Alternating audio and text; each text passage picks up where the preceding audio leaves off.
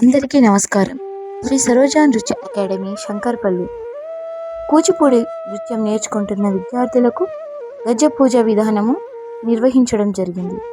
గజ్జ పూజ చేసే విధానాన్ని మనం ఇప్పుడు తెలుసుకుందాం. ముందుగా గణపతి పూజతో ప్రారంభమవుతుంది.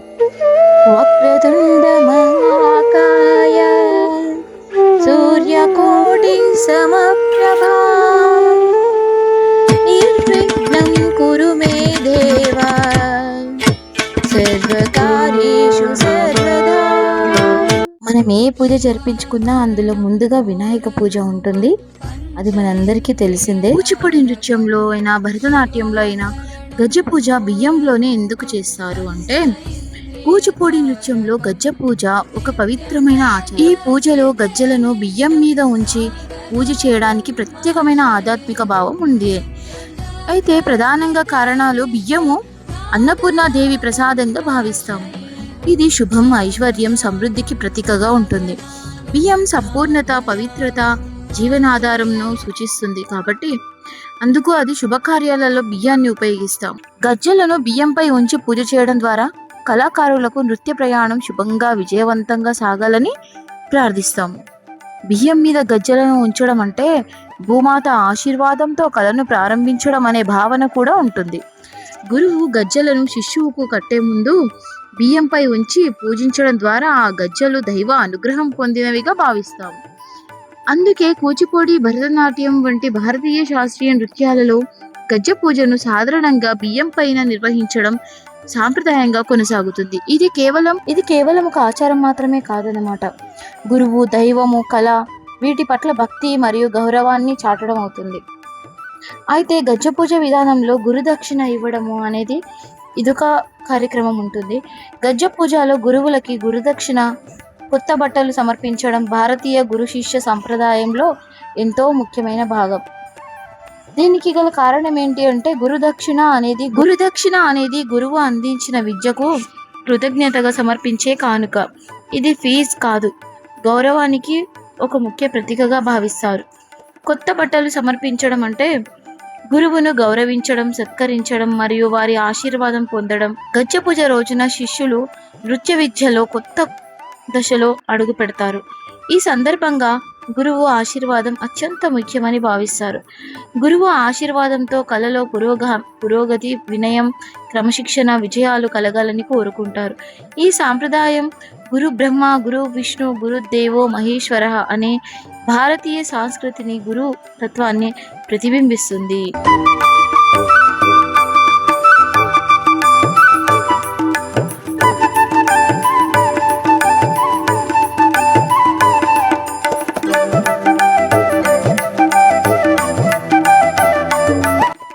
గజ్జ పూజకు తీసుకొచ్చిన సామాన్లు బియ్యము, పళ్ళు, కొబ్బరికాయలు, పసుపు, కుంకుమ, పూలు, తాంబూలం ఏవైనా కూడా ఇంటికి తిరిగి తీసుకెళ్ళకూడదు అని చెప్పడానికి ఒక సాంప్రదాయ విశ్వాసం ఉంది. దీనికి ప్రధాన కారణం ఏంటి అంటే, పూజలో సమర్పించిన వస్తువులను దేవునికి అర్పించినవిగా భావించాలి. అవి ప్రసాదంగా మారినందున ఆలయంలో లేదా పూజ జరిగిన ప్రదేశంలో పంచడం లేదా వినియోగించడం ఆనవాయితీగా ఉంటుంది. ఇంటికి ఆచారం శుభాన్ని కాపాడుతుంది. అంతే, గురువు శిష్యుల మధ్య పరంపరంగా నమ్ముతూ వస్తున్న ఆచారం ఇది. అయితే ఇది అన్ని చోట్ల తప్పనిసరిగా నియమం కాదు. గురువు పరంపర, ప్రాంతీయ ఆచార, కుటుంబ ప్రాంతీయ సంబంధాలు, సాంప్రదాయాలు బట్టి విధానాలు మారవచ్చు. గురువు పాదాలకు నమస్కారం చేయడం భారతీయ సంస్కృతిలో గురువు పట్ల గౌరవం, వినయం, కృతజ్ఞతలు తెలియజేస్తుంది. దీనికి ముఖ్య కారణము గురువు జ్ఞానాన్ని ప్రసాదించే వ్యక్తి. అందుకే ఆమె పాదాలకు నమస్కరించి ఆశీర్వాదం కోరుతారు. పాదాభివందనం చేయడం ద్వారా అహంకారాన్ని విడిచి వినయంతో విద్యను స్వీకరిస్తున్నామని సూచిస్తాము. గురువు ఆశీర్వాదంతో విద్యలో, కళలో పురోగతి కలుగుతుందని సాంప్రదాయం విశ్వాసం. కూచిపూడి వంటి భారతీయ శాస్త్రీయ నృత్యాలలో గురువును కళా మార్గం చూపే మార్గదర్శిగా భావిస్తారు. అందుకే గజ్జ పూజ అరంగేట్రం ప్రదర్శనకు ముందు లేదా తర్వాత గురువుకు పాదాభివందనం చేస్తారు. గురు బ్రహ్మ, గురు విష్ణు, గురు దేవో మహేశ్వర, గురు సాక్షాత్ పరబ్రహ్మ, తస్మై శ్రీ గురవే నమః అనే శ్లోకం గురుస్థానాన్ని తెలియజేస్తుంది. కింకిణీలు, కంచువి, గజ్జలేవి కంచువి కట్టుకొని ఆడతారు. కింకిణ్యాః కాంస్య విరచితాః ఏకైకాంగులికాంతరం సుస్వరాస్య స్వరూపాస్య సూక్ష్మా నక్షత్ర దేవత వజ్ఞీయానీల సూత్రేణ గ్రంథిభిక్ష దృఢం పునః శతద్వయం శతం వాపి పాదయో నాట్యకారిణి. కంచుతో తయారైన కింకిణీలు అనగా గజ్జలు సమాన దూరంతో కట్టబడి ఉండాలి. అవి మధురమైన శబ్దాన్ని ఇవ్వాలి, శుభ స్వరంగా పలకాలి. వాటిని బలమైన దారంతో దృఢంగా కట్టాలి. నర్తకి లేదా నర్తకుడు అవసరాన్ని బట్టి సుమారు 100 లేదా 200 కింకిణీలు గజ్జలను ఉపయోగించవచ్చని ఈ శ్లోకం యొక్క అర్థం. కూచిపూడి నాట్య శాస్త్రంలో పిల్లలకి నేర్చుకునే నాట్య కళాకారులకి కళ్ళు ఎంతో ముఖ్యమైనవి. యదో హస్త తదా దృష్టి, యదో దృష్టి తదో మన, యదో మనస్తదో భావ, యదో భావ తదో రసః. చేయి ఎక్కడికి వెళ్తే చూపు అక్కడికి వెళ్ళాలి, చూపు ఎక్కడికి వెళ్తే మనస్సు అక్కడికి వెళ్ళాలి, మనస్సు ఎక్కడికి వెళితే భావము అక్కడ ఉద్భవిస్తుంది, భావం ఉన్న చోటే రసం ఉంటుంది. రసము అంటే ప్రేక్షకుడి యొక్క అనుభూతి కలుగు విధానం. ఈ శ్లోకం కూచిపూడి, భరతనాట్యం, ఒడిస్సీ వంటి భారతీయ శాస్త్రీయ నృత్యాలలో అభినయానికి అత్యంత ముఖ్యమైన సూత్రంగా బోధించబడుతుంది.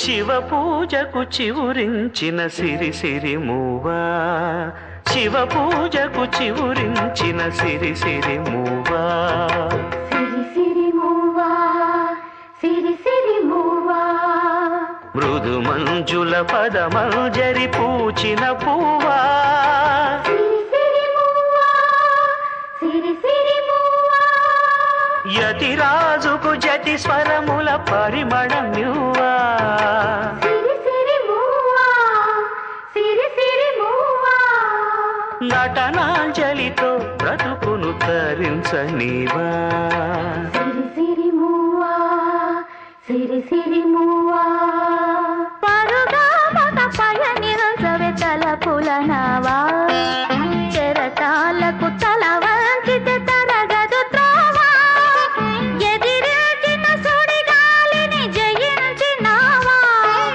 మది కోరిన మధు సీమలు వరించిరావా, పరుగా మగ పయనిరసవె తలపుల